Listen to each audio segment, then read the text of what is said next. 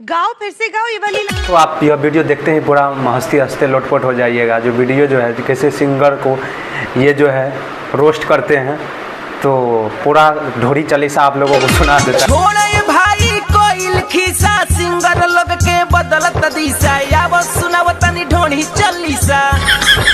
पहले बियर ढोणी में डलले। दोस्तों पवन सिंह को जो पूरा रोस्ट कर दिया है, कैसे बियर ढोरी में डाल रहा है।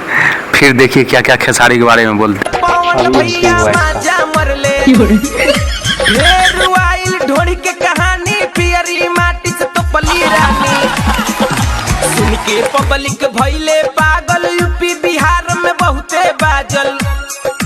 तब भइल खेसारी के नाम, ढोणी में टूटल सट के बटाम। छोड़े भाई कोइल खीसा, हमरो सुना ढोणी चालीसा। गाओ फिर से गाओ ये वाली। शिल्पी राज के बाजल गाना, ढोणी के नीचे बालू धियाना। कहाँ रहे मीडिया थाना, जब अवधेश प्रेमी आई लोकेशन पे ढोणी खूबे खोजाइल। प्रमोद प्रेमी चढ़े लागल, ढोणी में पानी ओढ़े लागल। तब अमित पटेल आइले, ढोणी में खूबे सलेंसर सटैले।